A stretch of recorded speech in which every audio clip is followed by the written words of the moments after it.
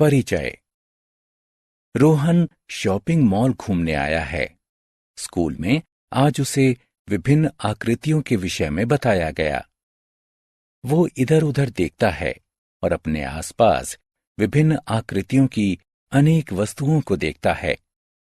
आओ देखते हैं कि उसने क्या देखा। उसने एक आयताकार बिलबोर्ड, एक गोल लोगो और एक आयताकार खिड़की देखी। आओ अब आकारों के बारे में और अधिक जानते हैं। आओ सीखें। ज्यामिति की आकृतियों को पहचानना। कागज को मोड़कर और कागज को काटकर आकृतियां बनाना। 10 ग्राम की पहेली को हल करना। चौपड़ के पैटर्न को बनाना। ज्यामिति आकृतियां। हेलो दोस्तों, ज्यामिति रेखाओं, वक्रों और आकृतियों का अध्ययन है।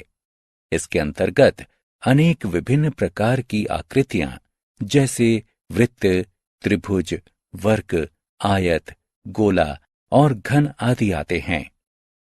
यदि आप गौर से देखते हैं तो अपने आसपास अनेक प्रकार की ज्यामिति आकृतियों को देखेंगे। अपने कमरे की खिड़की को देखें, वो आयताकार होती है।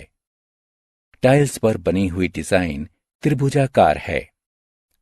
कमरे में रखी गेंद को देखें, इसकी आकृति गोलाकार होती है। दीवार पर लटकी हुई पेंटिंग के फ्रेम को देखें, ये वर्गाकार है। आपने विभिन्न आकृतियों वाली विभिन्न वस्तुओं को देखा और उनकी आकृतियों के बारे में सीखा। कागज को मोड़कर और कागज को काटकर आकृतियां बनाना। अनु कागज को काटने में व्यस्त है। उसने कागज को भिन्न आकृतियों में काटा है। चलो अब उन्हें जरा नजदीक से देखते हैं। अनु कागज का एक टुकड़ा लेती है। क्या आप बता सकते हैं कि कागज के इस टुकड़े की आकृति क्या है? जी हां, ये आयताकार है।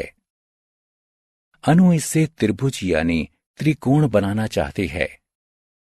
कागज के इस टुकड़े पर इस प्रकार से एक बिंदुदार रेखा खींचें। कागज को बिंदुदार रेखा से काटें। अब आप देखते हैं कि त्रिभुज बन गया है। दोस्तों, आओ अब एक प्लेन वर्ग टुकड़े द्वारा एक वृत्त बनाते हैं। इस वर्ग पर इस प्रकार से एक रेखा खींचते हैं। इसे रेखा पर से इस प्रकार से मोड़ते हैं कि ऊपर वाला त्रिभुज नीचे वाले त्रिभुज के ऊपर हो। मोड़ने के बाद हमें कुछ इस तरह की आकृति मिलती है। पुनः इस प्रकार से एक रेखा खींचते हैं। इसे रेखा पर से पुनः मोड़ते हैं। अब आपको पहले की भांति ही एक छोटा त्रिभुज मिलेगा। इस पर एक वक्र रेखा खींचते हैं और इसे उस वक्र रेखा से काटते हैं। ये 2 भागों में विभक्त हो जाता है। अंत में दोनों मुड़े हुए भागों को खोलते हैं। अब इसे देखते हैं। ये दोनों चित्र देखने में अच्छे लगते हैं। इनमें से एक गोल है। क्रियाकलाप। अनु को एक कार्य दिया गया है जिसमें उसे कागज से टोपी बनानी है। आओ उसके साथ हम टोपी बनाना सीखते हैं। इसके लिए हम एक कागज का प्लेन टुकड़ा लेते हैं। सबसे पहले लाल रंग की रेखा से इस टुकड़े के आधे ऊपरी भाग को मोड़ते हैं। उसके बाद इसे सीधा कर देते हैं।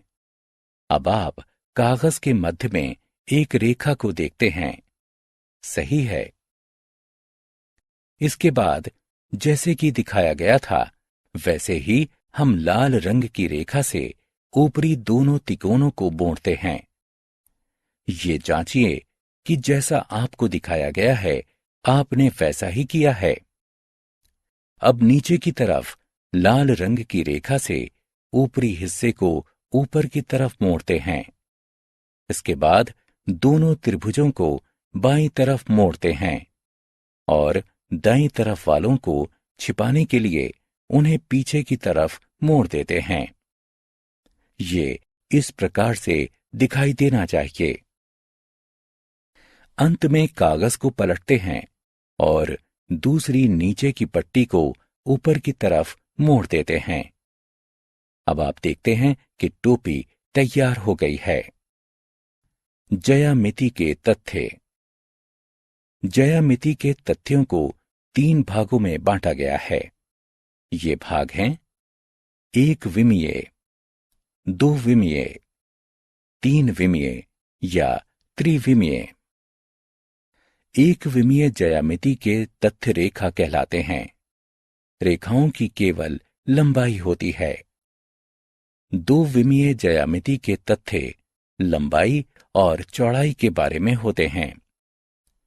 3 विमीय ज्यामिति के तथ्य लंबाई, चौड़ाई और ऊंचाई के बारे में होते हैं।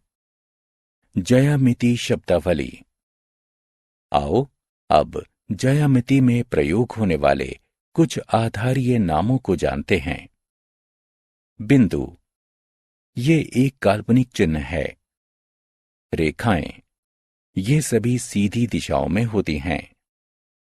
रेखाखंड, रेखा के भाग को रेखाखंड कहते हैं।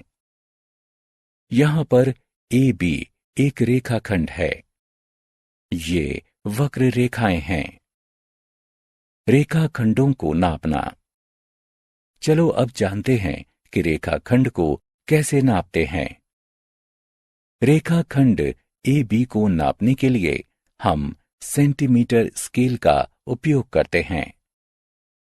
पहला चरण, स्केल के एक सिरे को, जो कि 0 से शुरू होता है, उसे ए बिंदु के ठीक नीचे रखें। दूसरा चरण, अब देखें कि स्केल पर बिंदु बी कहां स्थित है।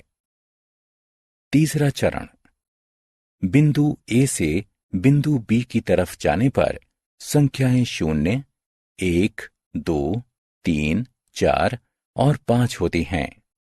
इस प्रकार रेखाखंड की लंबाई 5 सेंटीमीटर है। 2D यानी द्विविमीय और 3D यानी त्रिविमीय आकृतियां। चलो अब 2 विमीय या 2D आकारों के विषय में चर्चा करते हैं। कुछ 2D आकृतियां निम्न हैं: वृत्त, त्रिभुज, वर्ग तथा आयत। कुछ 3 विमीय या 3D आकृतियां निम्न हैं: घन, शंकु, बेलन तथा गोला। समतल और वक्रीय सतह। इन 2 वस्तुओं ब्लैकबोर्ड और सेब को देखो। ब्लैकबोर्ड की सतह समतल है और इस सतह की लंबाई और चौड़ाई होती है। जब आप सेब की सतह को छूते हैं तो आप देखते हैं कि इसकी सतह समतल न होकर वक्रीय है।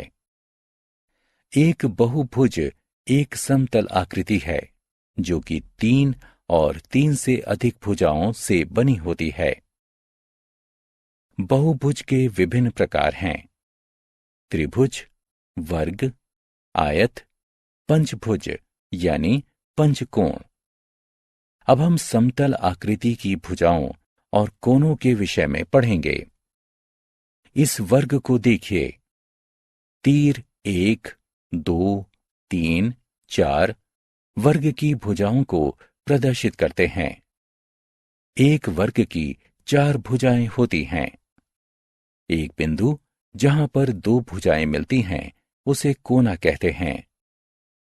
तीर 6, 7, 8, 9 वर्ग के कोनों को प्रदर्शित करते हैं। इसलिए यहां हम वर्ग के 4 कोनों को देखते हैं। इसी प्रकार त्रिभुज की 3 भुजाएं और 3 कोने होते हैं। आयत की 4 भुजाएं और 4 कोने होते हैं। टेनग्राम। टेनग्राम चीन की एक पुरानी पहेली है।